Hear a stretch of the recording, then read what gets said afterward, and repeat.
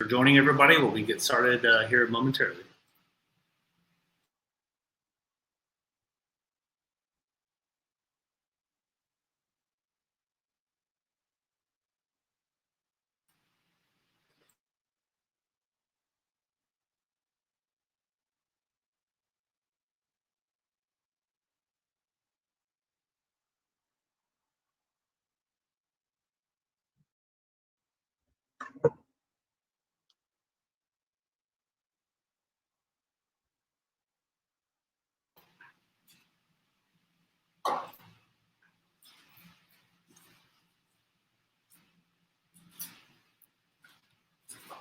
All right, everybody, let's get this party started.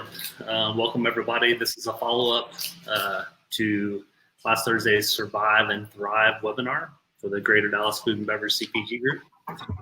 My name is Bryson Beth, and today we're going to be digging into feeding the Amazon FlyWheel. So the must-have strategies for protecting your brand, building new channels, and propelling your success on Amazon. Like I said, my name is Bryson Beth. You'll have to power through this with me while I've been a guest on a couple webinars and podcasts. This is my first gig as a MC for a webinar. So I'll be your host and we'll have to power through this together. We're in for a wild ride for sure. My day job, I am the CEO of Reef Commerce. We help businesses thrive online. We're a marketing agency obsessed with converting traffic into sales. We help businesses with their .com advertising optimization and with Amazon sales, and more on that later. We'll get back to that momentarily. Let's see if I can toggle over here to the right slides to see how confident I am with my webinar jam skills. First off, I would like to give a big thank you to Rick Jordan and Richard Riccardi. We appreciate the opportunity to present Survive and Thrive 2 weeks ago, and we think it's amazing that you guys somehow are able to pull off incredible events under any circumstances. Nothing seems to take you guys off your A game. More importantly, appreciate what you guys are doing with the food and beverage CPG community here in Dallas-Fort Worth and supporting the great brands looking for help, support, and a bigger platform to build their businesses. So thank you guys. We really appreciate what you guys are doing. A few compelling stats that I wanted to recap from the session last time and why we're all here. We're learning Amazon. We're talking about Amazon and how Amazon can help our businesses, because as much time and money as we spend trying to get more traffic to our website and build our brand, there are already 310 million active shoppers on Amazon in any given month. And depending on what report you read, you'll see that 60 to 70% of all product searches start on Amazon, not on Google. And then with a lot of brands that I'm hearing from will find that it seems like the 15% average Amazon commission seems high, but when you factor in what a lot of businesses are seeing in terms of return on investment on Google Ads, and selling through traditional distribution, it's actually a very favorable percentage rate that they're taking, very modest. So in addition to that, a lot of brand discovery happens because there are 310 million active shoppers on Amazon and over 100 million Prime memberships on Amazon. And being that a lot of product searches start on Amazon, a lot of brand discovery happens on Amazon. A lot of our clients are even using Amazon as a customer acquisition channel, knowing that this is where people are going to learn about their brand. And as published in a recent Adweek report, Amazon, if you're not participating on Amazon, then you're sort of leaving it to other resellers and distributors who are picking up your product off the back of a truck somewhere, throwing it on Amazon, and representing your brand in a way that you might not want to be represented. So it's critical, even from a brand perspective, that you're well represented on Amazon. And the only way to do that is to get in the game and participate.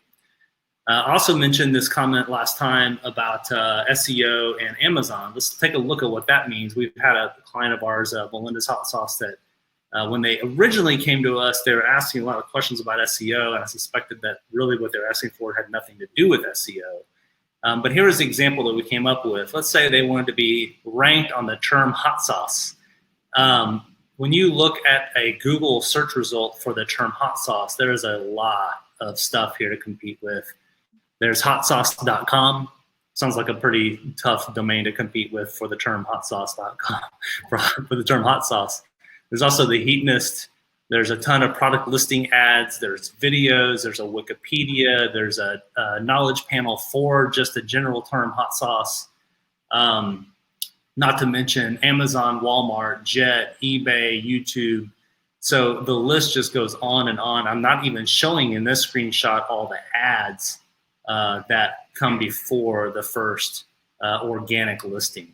So a lot of reports will show you that Amazon dominates the first top, listing or two, in some cases 3 organic links on Google for broad match product listing terms.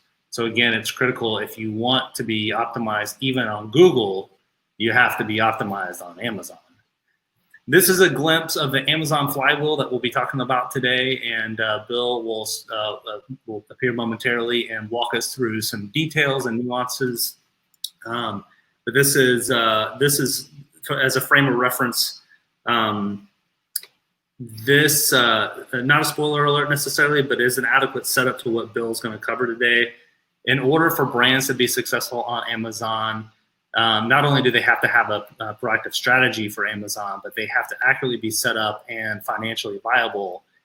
It's really key that they're consistently in stock, receiving traffic and activity and good reviews. Any one of these items gone awry will get you a black eye, as we see here with SpongeBob. I guess SpongeBob's got something selling on Amazon and hasn't done a good job.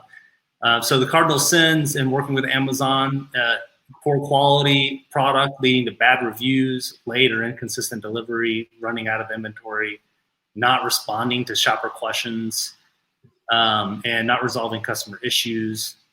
And what I see too many times is just quitting too early. Coming from a cold start can be challenging. It's almost like, take it from me, it's almost like setting up a whole new website in some cases. So there are some challenges, but there's some great rewards for those who stick with it and can figure it out. And along the way, there's experts to help you along with the process. So about those experienced experts and partners, you'll be hearing today from myself here at Reap Commerce and Bill Seneco and the folks over at IdealClick. The partnership represented on this call is comprised of the same folks that helped Pete's Coffee grow their Amazon store to over $18 million in just 18 short months just on Amazon, which is pretty incredible. Also, this is the same partnership that helped Dole grow their Amazon store by over 40%. This one product, in fact, does over $2 million a year in revenue on this one SKU, and that's not an exaggeration. So just a show of the hands, I'm curious who would take $2 million on one of their distribution channels on just one of their SKUs. So I can't see you out there, but I can feel all you guys, just your hands are punching a hole in the collective virtual webinar roof. So I mean, could you imagine how your business would be different if you were making $2 million on one SKU? And I don't want to be presumptuous. Maybe there are a few of you who are making millions of dollars off of each of your SKUs on Amazon. So I want to kind of get some information from you guys so we can best tailor today's experience. We'd like to ask you a quick survey question to get a sense of where everybody is with their experience. So if I can figure out how to use this tool, polls, I'm starting the poll, publish. So the question, you may see this on the right-hand side of your screen, but how would you describe your current level of Amazon experience? And I'm going to filibuster here and give you time to answer the questions. I'll read them to you. We are not on Amazon yet and would like to learn how to get started is the first option. We are on Amazon, but we've hit a wall. That's pretty common to get a lot of clients coming to us for that. We're doing well on Amazon, but are open to new strategies, or we continue to grow and be successful on Amazon. I'll give you just a minute to answer that. Okay. A lot of you out there are looking to get started on Amazon. Right? Answers across the board, but that gives us some good information. So thank you for doing that. I want to close that here momentarily. During the course of this webinar, I'm going to kind of walk you through a couple ways to get engaged with us and get some personalized help along the way. Again, I'm about to turn it over to Bill Sinenko. But before I do, I just wanted to mention to you a couple ways to get some help. Number one, on the right-hand side of your screen, there's a little bubble that says chat underneath it. You can send us your questions, and we will try our best to leave time at the end to answer a few of your questions if you have some personalized questions or some questions that might help the rest of the consortium on the call today. Number two, feel free to contact me directly. You can book some time with me, look at my free availability on calendly.com/Bryce Macbeth. The screen looks like this on the right. Kind of pick the day that you want to meet and the time slot that I'm available. Or you can email me at bryce@reapcommerce.com. Love to hear from you guys. Just so it doesn't get lost in the sauce, title your subject line, today's webinar or CPG webinar or something like that, and let me know what's on your mind. And then the third option is to request your complimentary Amazon performance evaluation. It's a free gift to all of the FW Food and Beverage CPG members. So let me tell you a little bit about what that entails. This is a free Amazon performance evaluation. It's a personalized report consisting of, digs into the reasons and possibilities behind weak performing ASINs on Amazon, weak pay per click campaigns and negative customer feedback. It provides a detailed plan of action showing how to resolve issues and accelerate your sales. It's really specific and examines product competitiveness, keywords, and images for effective listings on Amazon, so you're sure to optimize your product for SEO and winning the shelf on Amazon. And it detects key issues, causing problems, especially like catalog vulnerabilities and account health risks. So this is definitely, just a note, this is normally part of our paid service programs for clients as part of their Amazon engagement, and it's chock full of actionable insights. It will be something you'll be able to act on. It's not just theoretical stuff. So our partnership with Rick Jordan and Richard Riccardi, thankful to their partnership also, because they've helped us make this part and possible as a free service to all DFW Food and Beverage CPG members. So big appreciation again to those guys for helping that along. So let's recap. Put your questions in the sidebar. I think it's on this side. Put your questions in the chat box. We'll try to address them over the course of the webinar. You can contact me directly by emailing me at bryce@reapcommerce.com or scheduling some time directly in my calendar through calendly.com/Bryce Macbeth, and request your complimentary Amazon performance evaluation. I'm going to show you how you can take advantage of that by clicking a button on here. I'm going to publish. So on the side, you should see that that option. There's a blue button that says Get Mine. If you click that, it takes you to a website that will set you up with one of our analysts to help get that started. So there's that. Okay. So a little bit about today's speakers, including myself. Again, my name is Bryce Macbeth. I started my career at IBM as a product manager for the world's first is what I meant. The world's first web analytics platform delivered as a service. So it was basically Google Analytics before Google Analytics was invented. It became known as Core Metrics, which is still in operation today. And we helped all these great companies that you see featured on the right here take their data and make important decisions about their digital marketing strategies based on what people were actually doing on the website, which seems like common sense today, but wasn't so common sense back in the 1900s, if you guys remember what that was all about. So after having left IBM and trying my hand on the client side, I got quickly frustrated with all the agencies out there that, quite frankly, did a fantastic job of doing exactly what I hired them for, but nobody seemed to really know what it took to turn traffic into sales. So with that, we started Reap Commerce. Our e-commerce agency helps advertise businesses to generate more traffic. We optimize that traffic to try to get more sales from the existing traffic that we're already generating. So the sad fact is that 1% of most web traffic converts into sales. So if you get about 1 out of every 100 visitors of yours on your website to convert into a sale, that's about average. But there are things that can be done with the website and different elements of your marketing strategy to increase that percentage, so you're actually getting more sales from the existing traffic that you already have without having to pay more for advertising. And that is our bread and butter. And then we also help Amazon businesses or brands get launched on Amazon and build their business through Amazon. Here's a slide full of a few of our clients, our happy clients that we love. But quite frankly, our best client is ourselves. We're one of the few agencies that have launched our own e-commerce businesses and optimized our own conversions by over 950%. It started as a salon furniture website, and we built that business to a multi-million-dollar business, and are still very much involved with that business today. We wrote about our experience in a book called Salon Chairs Don't Sell Themselves.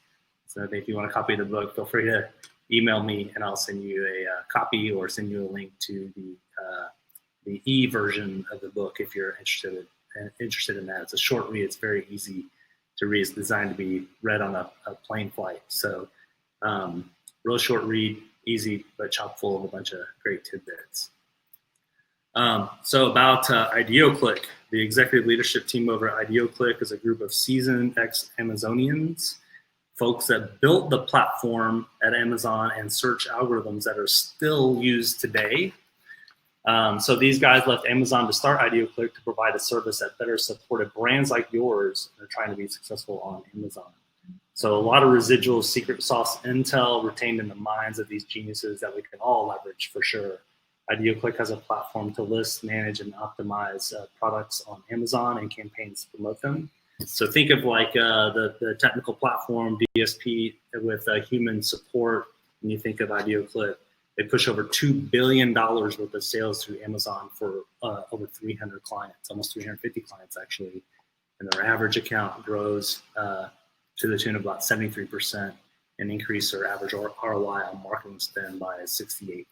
So some pretty incredible stats there. So while you think of the technology and DSP with human support for Amazon, specifically IdeoClick, think of Reap as your e-commerce agency helping you enable and deploy strategies and marketing campaigns for your .com as well as for Amazon. So we provide more of the like service side of the business. And again, focusing on advertising for .com, conversion optimization, and day-to-day Amazon account management. So clients call us when they need help with a broader e-commerce strategy and execution, when they're seeing low sales conversion rates from the traffic that's already on their site, or they feel like they've hit a glass ceiling with Amazon. So that's when they call us. So now it's time for our keynote speaker. Bill, if you want to enter the room, that'd be great. So Bill is someone who certainly can speak more intelligently to the technical nuances of the topic at hand today.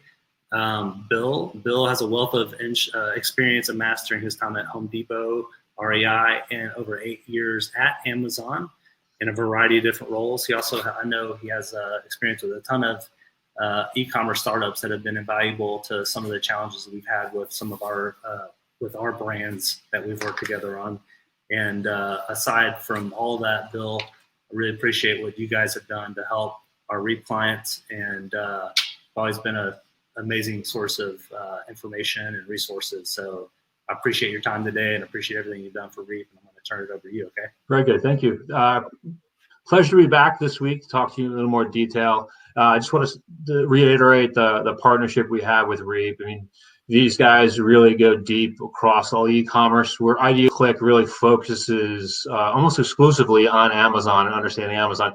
And that's what I want to focus on today is to get you guys a good understanding of kind of the Amazon ecosystem and how things work. We're not going to make you experts over the next few minutes, but I want to touch on a couple of things and hopefully start as thought starters for the chat today. Happy to answer any questions you guys have at the end. But also, as you go back to your companies and take a look at your current plans on Amazon, understanding kind of the leverage you need to pull to be successful on Amazon. So we talked about the flywheel, and I want to stress a couple of points on the flywheel. The handwritten part of this diagram is Amazon's business model, and you have to understand that that is how Amazon sees the world, and it really is at an item level. What Amazon calls an ASIN is an item, and it really is about item level performance and item level economics on the site. So I know everyone looks at their brand and their business, but you got to look at your business as a collection of individual items. Each individual item on Amazon stands alone, and you need to pull those levers across all those items, or focus on a select few. Different strategies for different folks. We're going to spend some time looking at the things that really drive the flywheel. We're not going to be able to go deep on all these. When you look about, it really starts with, data analytics. We're going to touch on, brand protection. What does that mean on Amazon? What can you protect? What you can't protect? Supply chain considerations. What is your overall strategy? Is Amazon a sales channel? Is it a marketing channel? Is it both? These are things you need to consider. Pricing and selection. Can you make money on Amazon? Can Amazon, if you're selling through Vendor Central, can Amazon make money on your product? These are all things you need to consider. Catalog. We're going to spend some time on catalog. Catalog, is the thing that people want to overlook sometimes, because it's the basic. How do I set up stuff on Amazon? It's a database. It's not the kind of the sexy strategy stuff everyone wants to start with. But catalog, in my opinion, is the number one fundamental thing you need to focus on day one. And then content. What role does content have on Amazon? And then obviously, last but not least, driving traffic to your products. All these things I just kind of quickly went over, that helps drives the Amazon flywheel. And then, failure to do one or more of those, or do them badly, actually slows the flywheel down and hurts your ultimate success on Amazon. So let's talk about where the flywheel really shows up. And it shows up on search. You need to think about Amazon search results as the digital shelf. It is no different than going into a store and walking in an aisle and either finding your product or not finding your product. Or is your product, down low on the shelf? Is it at eye level? Is it too high for people to grab, right? And the digital shelf on Amazon is the search results, and you'll hear me talk about this digital shelf and search. It's synonymous. That is the same thing. So a couple interesting factoids about search on Amazon. So first of all, in general, 55% of customers start their product search on Amazon. Right? We have a saying that if you want to know when Father's Day is, you Google it. When you want to find a gift for Father's Day, you go to Amazon. Right? And it has become the product search engine above Google and everyone else. About 90% of Amazon customers start their product journey in search. Other websites are a lot more organized, quite frankly, than Amazon, and people will navigate through the navigation. So they'll start at a category and they'll drill down. Amazon, for various reasons, has, and more by accident, in my opinion, has taught their consumers to go to search. And either they're searching brands, they're searching products, they're searching needs. They're starting their journey in search. So if you want to capture those eyeballs, you have to win search. And not only you have to win search, you have to make sure your product eventually winds up on page one of search. 68% of customers purchase off the first 3 search results on Amazon. And oh, by the way, those are becoming more and more paid search opportunities, not organic search, right? And then what's also interesting is 80% of customers only shop on page 1 on search. So if your coffee or your protein bar or whatever product you're selling is showing up on page 2, page 3, page 50, you're not going to get a lot of eyeballs on those products. So you have to think about how you show up in search. What we call at IdeaClick share of search. Are you getting your fair share of search based on the investment you're making in the platform, both organically and in paid? So what influences search relevancy, right? There's a few things. Sales conversion. Once again, the flywheel. Sales, getting sales on Amazon leads to more sales. At the end of the day, Amazon sets their search algorithm up in such a way that they want to convert that search into a sale, right? In Amazon's mind, that is helping the consumer. And the other benefit for Amazon is they're actually making a sale. So sales conversion, highly important. Retail readiness, is the product in stock, right? If your product is out of stock, you're quickly going to fall out of any search ranking that you've built up over time. Search term presence. Do you have the right content on the right parts of the page? Amazon scrapes their detail pages and they're looking for keywords, but you have to understand where they're searching and where they're not searching for keywords. Price and profit, relatively new concept at Amazon. Amazon is looking at price and profit in their search results. And if it's not profitable, there are times now you don't show up in search. And then customer interaction. They're looking at the reviews. They're looking at the star rankings on the reviews. They're taking all this into consideration to determine when someone searches for any given keyword, what shows up. Now, this pie chart, you can see that all the slices are the same size. Reality is they're not all the same size, right? Amazon does not disclose in their search algorithm what are the most important criteria. Based on our experience, sales and content are extremely important, but the exact weighting is unknown. And the reality is you need to focus on each of these slivers. So we're going to go into catalog now. Like I said before, catalog, it's the unsexy part of what we do, but is a incredibly important undertaking. And this applies to whether you sell through Vendor Central. In other words, Amazon is a retailer and they're sending you purchase orders and you're delivering those purchase orders, and Amazon is then reselling that product, or you're running your own Amazon business through a Seller Central account. Either way, catalog is fundamental. And this list here, I'm not going to go through all of them, but those are some examples of the things you need to work on and consider. And if the thing with Amazon is, and it seems pretty straightforward, we set the product up correctly once and we're good. The answer is, unfortunately, that you're not necessarily good. Amazon takes contribution from many different sources to build out their catalog. It'll be your contribution. It'll be other third parties listing your product. It'll be even stuff from all their international sites. It all gets mixed up. And they're constantly, for whatever reason, messing up your catalog, and it causes a lot of issues. Either your product can get suppressed, it's incorrectly received, it's incorrectly delivered to a client, to a customer. So the customer's thinking, hey, I thought I was getting a 1 6-pack and I got, one item. Like, these things happen all the time. So you constantly have to think about your catalog, constantly have to go back to Amazon and work with them, and quite frankly, sometimes fight with them to make sure your catalog is correct. And if you've ever dealt with Amazon, it's not like you're dialing a 1-800 number and talking to somebody. This is all done through open cases, through your Vendor Central account or your Seller Central account.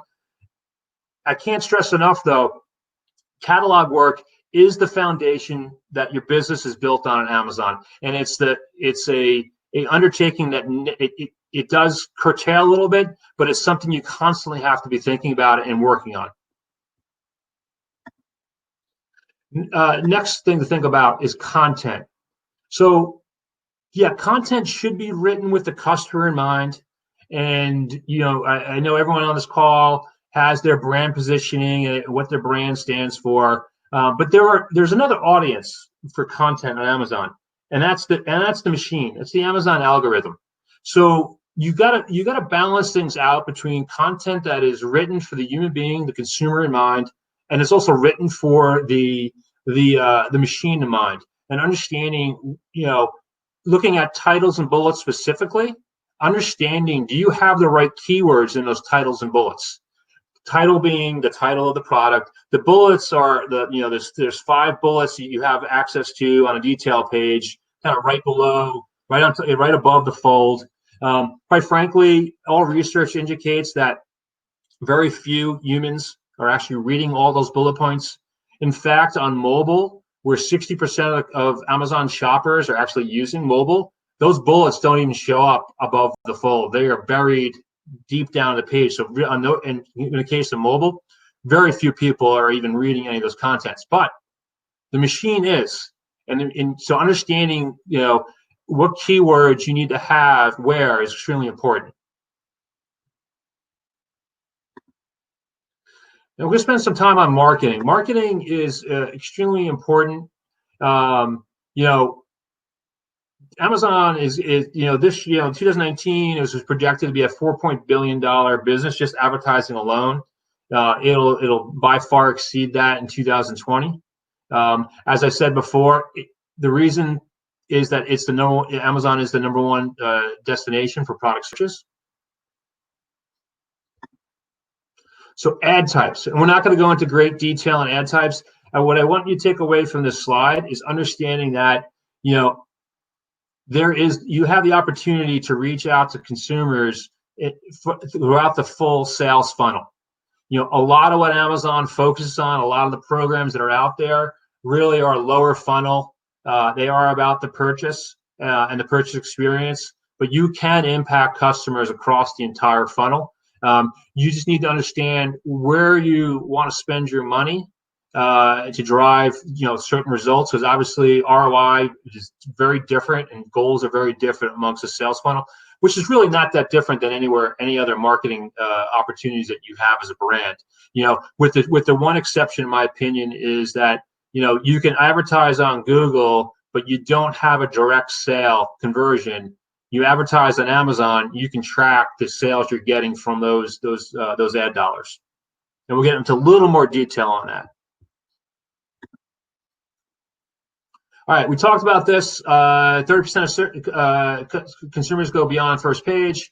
You will see, and I encourage you to either as we're talking now or tonight or tomorrow, search for your product category if your product's on the site. If not, or not, look how much space now Amazon is allocating on page 1. Once again, we talked about the importance of page 1. Understanding like the competition that's out there. Who's bidding on what? Who's bidding on your brand? Who's bidding on category terms? Like understanding how much real estate has been locked up on the advertising platform is really fascinating to watch over time. And my time at Amazon dates to when AMS first launched, and there was very little competition. A lot of brands back then were able to scoop up a lot of share at a really low cost. Those days are over, so you need to be a lot more nuanced in your strategy. All right, there's another. So we talked about kind of the search results you see on a detail page. There is another type, and it's called DSP. These are banner ads. These are banners that show up elsewhere on Amazon on some of the detail pages. They also show up off Amazon, so you can do a lot of retargeting. I can be shopping for coffee today, and then I'm on one of Amazon's partnership web partners. Making an example up, I'm not too sure if ESPN is in the partnership or not, so don't take that for what it's worth. But I'm shopping on Amazon. I decide not to buy coffee, or I do buy coffee, or I buy other things related to that Amazon kind of estimates or comes up to the conclusion that I may be interested in coffee. And then next day I'm on ESPN and an ad shows up for coffee for a specific brand, and it drives me back to Amazon. So DSP is important. If I had to rank the two between paid search on Amazon and DSP, for a lot of brands that are new to Amazon, even brands that have been around for a while, you want to maximize your opportunity in paid search. And then I think at that point you want to start exploring DSP. You'll find DSP, the ROI is definitely not close to what you'll find in paid search. So typically what we do when we talk to our clients, and this is a generic framework we use to help kind of strategize with them on what a paid search strategy should look like on Amazon. And we bucketize it in really two pieces, non-branded and branded. So what do I mean by non-branded? So non-branded divided up into two buckets, head and tail. So head keywords, protein bar, gluten-free protein bar, caffeine-free coffee. Like those are head terms. Those are terms that a lot of people are searching for those keywords. B, there's a lot of competition for those keywords. So you have to watch your costs. Most importantly, though, if you're searching for coffee and you're not searching for Pete's Coffee, like there's an opportunity for a brand to get incremental sales because that searcher, for whatever reason, she has not used a brand name in that search. So if you can capture that sale, you can look at that as an incremental sale. Tail non-branded. What do I mean by that? These are more like they're usually multiple keywords put together. They're almost like questions. So, making this up, gluten-free coffee for college students. Or so, like they're a lot less frequently used, but they're very specific. They are very specific and they are very much need-based. And if your product fits that need, you want to put an ad in front of that type of consumer. Once again, incremental sales. They haven't indicated a brand choice at this point during search. The other thing that's really interesting about tail is you have a lot less of your competition bidding on those keywords. Reason being, usually takes some software to use. Like we don't do this manually. Like we're managing, thousands of keywords for any individual client. That's not done manually. You need software for that, and you need a little more sophistication in your strategy. So what we find is tail is a way for to really generate sales at a really attractive ROI. The other side of this is branded. So branded defensive is your brand. You want to prevent your competition from buying or bidding on those keywords that are branded. And if you don't bid on your own brand, you're just allowing another brand to bid lower because Amazon's a bidding system, right? So if the more folks bidding, the higher the auction's going to be. So you need to look at like how much are we spending on our branded keywords. Now, I will say a lot of folks look at a high ROI. They're only bidding on their own brand. You're going to get that sale anyway. I would not consider those incremental sales. The last but not least is offensive competitors. This is you bidding on your competition. You will see a very low ROI on this. You want to use this strategy sparingly, but it is something you want to at least play with and see if you can drive a ROI you can tolerate. And as I went through these 4 boxes, I definitely talked about difference in ROIs, and you need to look at each strategy and segment your strategies, understand what an acceptable ROI is based on your strategies. Can you drive incremental sales through paid search? Yes. Is it going to be costly in the beginning? Yes. Anyway, ran through that real quick because what I'm hoping is that this at least generated a lot of thought, and I'll click over to the chat here in a second, but I know Bryce is going to be kind of teeing up some questions. So I would encourage everyone to keep adding to the chat.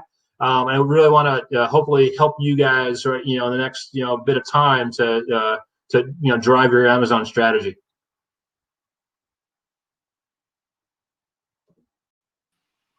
All right, Bill. See if I can figure out how to get myself back into the room here. Thanks so much for all that. That was great. Let me give me a second now to talk about. You see that this is like not a core core skill of mine, but I'm getting better. I think I'm trying at least. Okay, so Bill with IdeoClick. Thanks, Bill, for all that valuable information. Again, if you still want to, we got a few good questions. I'm gonna append them to some questions I would like to riff with you on, Bill, if that's okay. Yes, do it. So feel free to send more questions over there via the chat menu on the right. Again, you can schedule some time with me or send me an email.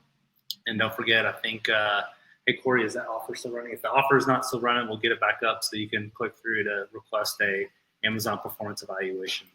So with that, questions and answers. So I took a few questions from the Q&A and from the chat box, and I also added a few that came up that I thought would be good for us to discuss that have come up on some of our projects that I think would be pertinent. Yeah, let's do it. So the first one is, and I've got, and this is actually, it was a combo, so I'm gonna give you two and one. What types of promotions have been effective in CPG space? I know this is like a core competence of you guys, and some stuff that we've worked on together. And as a follow-up question to that, what's like a healthy ACoS to sort of target, and what can you expect along those lines? Sure. On the promo side, I think the key for CPG is repeat purchases, right? At the end of the day, the cost to acquire that customer is fairly steep on Amazon. So you want to incentivize repeat purchases. So what I always look at is using couponing that's available on Amazon to drive subscribe and save. And and if anybody's not familiar with subscribe and save, basically you sign up and you get that item that you like delivered to your house as frequently as you want and in the quantities you want. We take a hard look at subscribe and save subscriptions, and we have a goal of always driving those. And what we find is creating coupons that incentivize subscription is the way to go. We tend to steer away from what Amazon used to refer to as gold box deals, lightning deals, deals of the day, especially during high drive time periods like Prime Day or holiday.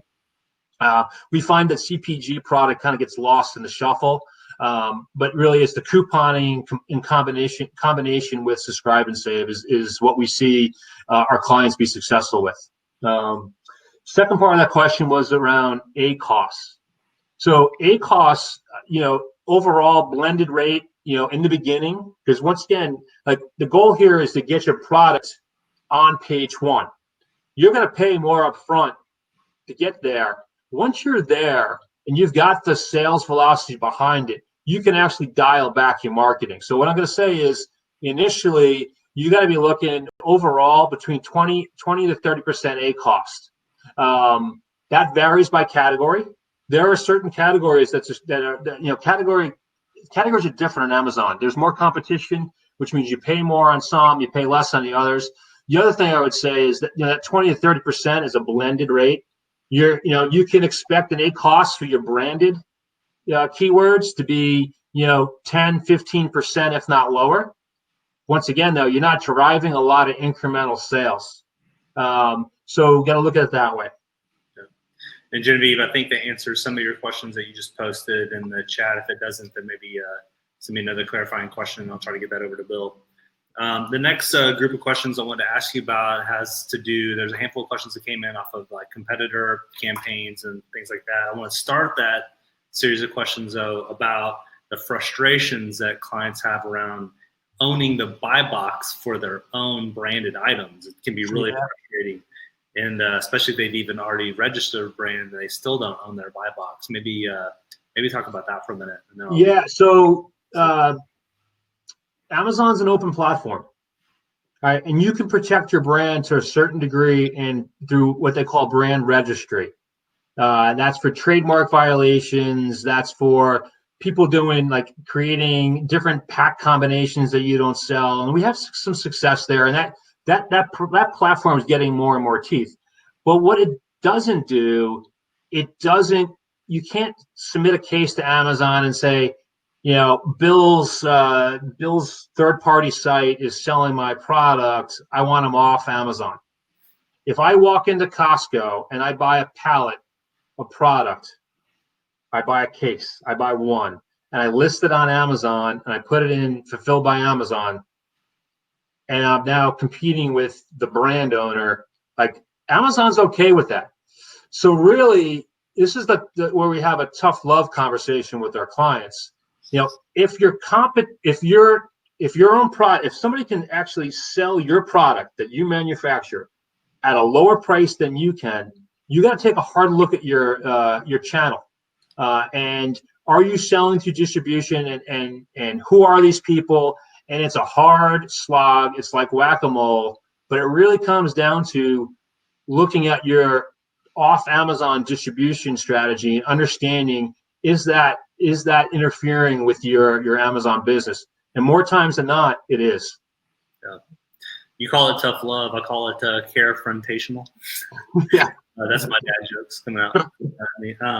So stick with the competitor thing there, and I will also like highlight, the notion that a lot of brands are scared to get into Amazon because it's sort of a slippery slope, or they feel like they're encouraging this, what you just described. But it's actually the opposite. If we'll find that I can't, even though I don't have the actual algorithm to prove it, it seems like the brand owner almost has the inside track to some extent, and if they do the right things, they have the opportunity to win the buy box, right? Yeah, well, and as important as the buy box, the biggest thing is you have the ability to protect your brand. Like when you look at, if you don't sell on Amazon and someone lists that product, I can almost guarantee you that detail page looks horrible. It's going to have bad images, bad title, bad content, and that is going to impact your brand holistically. So if nothing else, you want to get on Amazon, take control of those detail pages, which you can do through brand registry, and that is really what brand registry is for, to make sure you control that content. Yeah. Because, like I said before in the presentation, more and more consumers are discovering products, new products, old products, but they're discovering products on Amazon. And that first impression your brand makes, unfortunately, if you're not on Amazon, it's going to underwhelm them. Yeah, to your point about the pricing too. If somebody's buying a case of ketchup and putting each unit on there for $20, and it just looks like the perception. We run tests on pricing all the time, and imagine the perception of someone if they find the product and it's marked up 6x what it's supposed to be, and just that first mental picture of I can't afford this product, or that product's crazy expensive, I'll never buy it. Little does the consumer know that they're actually the brand has not been well represented because somebody does. Exactly. So look at your brand presence on Amazon is a critical component, and if you can get good profitable sales, that's great. But at the very least, protect your brand on Amazon. Yeah. So let's stick with the competitor theme here for a second, because Scott asked a really good question about is it okay to mention competitor terms like in the title and in the product description? So that was an old strategy, old being last year. There are things on Amazon that change pretty quickly. So that's like a year ago is ancient history in Amazon. That was a widely held strategy. We actually executed that strategy on behalf of our clients. Amazon has cracked down on that practice. So our advice is do not do that. You will be fine until your competition through brand registry complains about you, and then your item will be suppressed, and then you got to go through hoops to get it back live on the site. It's not worth it. The hoops will kill you.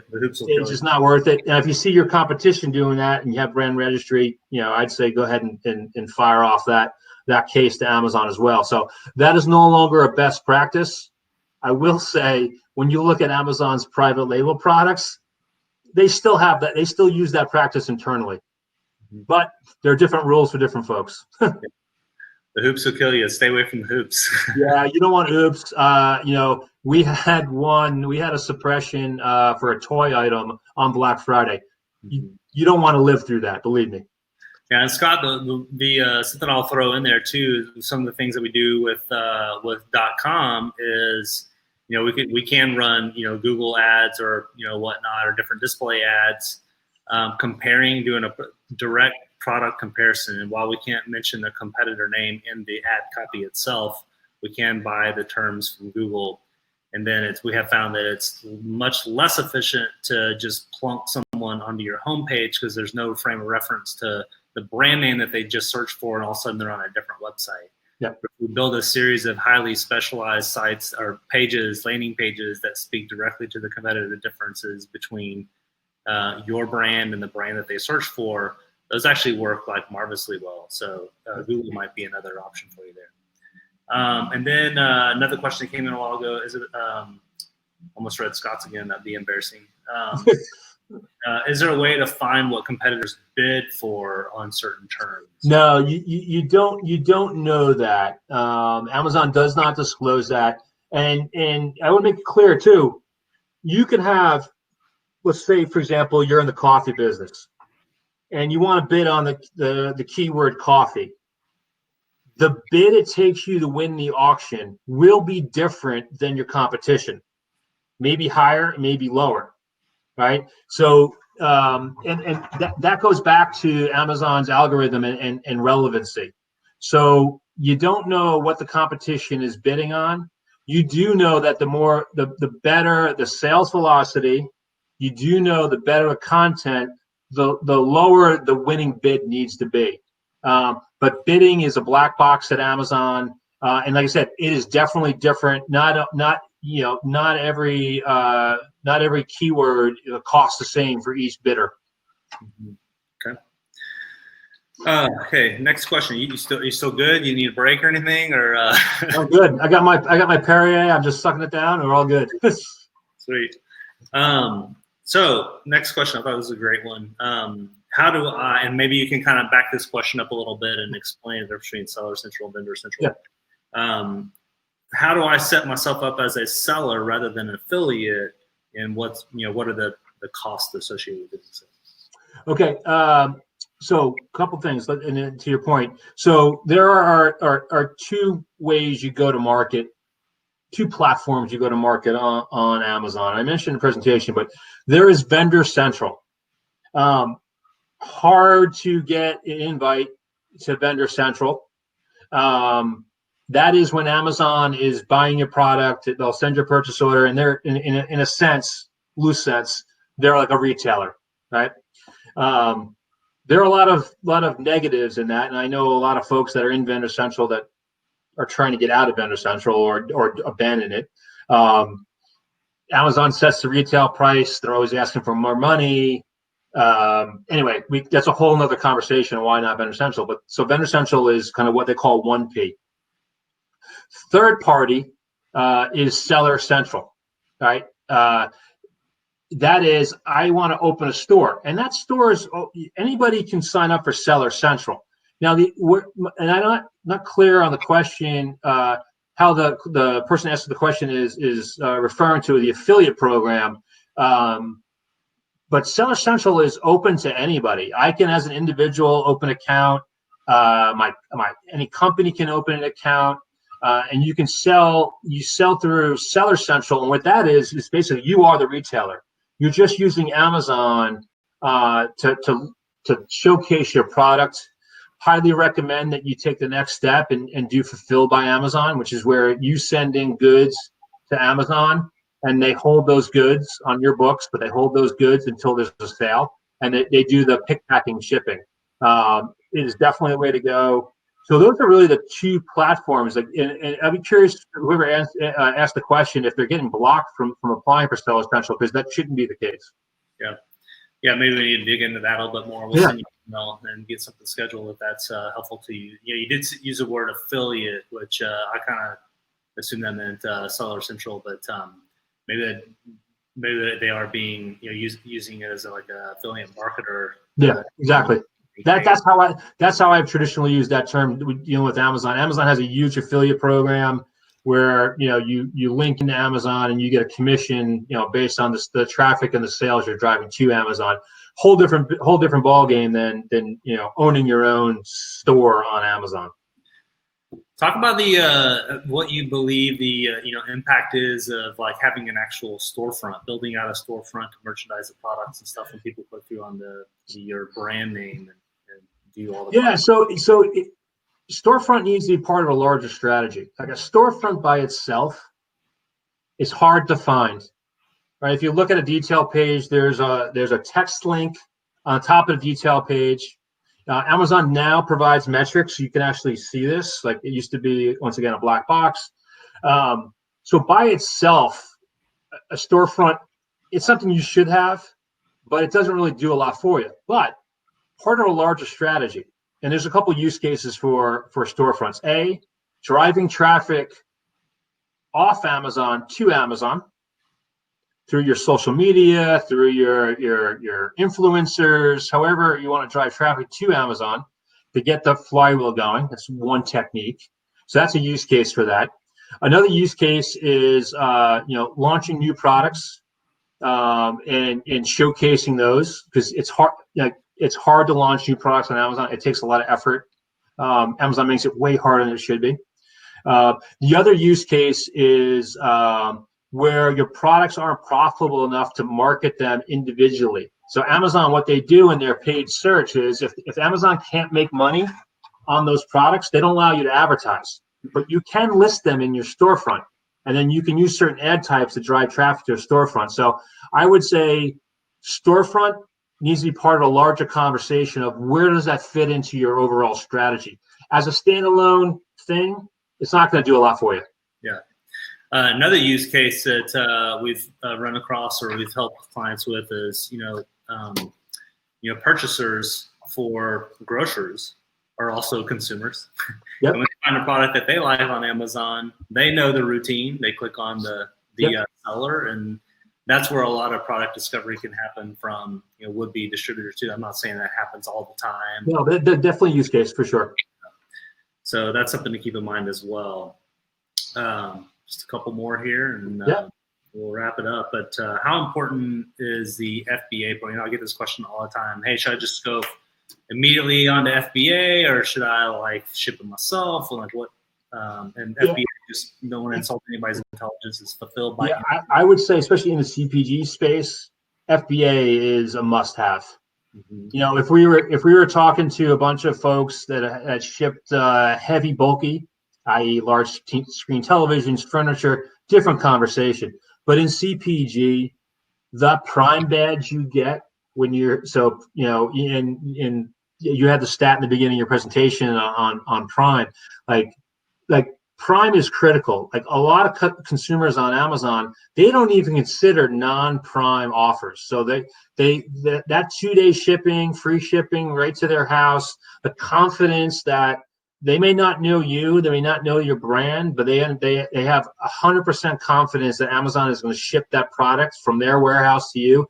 That's critical for conversion. And then if you fulfill it yourself, you will see a big drop off in conversion. So FBA is critical. Cool. All right, and then one more actually. So the correlation, we've noticed a lot of correlation between surge in Amazon sales and correlated .com sales. People coming in directly to the website looking for product variations, different pricing, different offerings or offers. What have you noticed in terms of correlation between Amazon and .com sales? Yeah, I think there is a correlation for sure. Once again, Amazon is a marketing platform, right? So people discover brands, but they also will then, after they discover that brand, there is traffic that naturally goes to the brand's direct-to-consumer sites. So yeah, once again, I can't stress enough. It's not just about sales on Amazon. It is about brand presence, and it is about product discovery, and that will indirectly lead to increased traffic to your own website as a brand owner. Yeah. Well, Bill, another one of the books. Yeah, it's good stuff. Your virtual fist bump. Can you see my? Back up a little bit. There we go. 6 foot rule. You got to back up. Yep.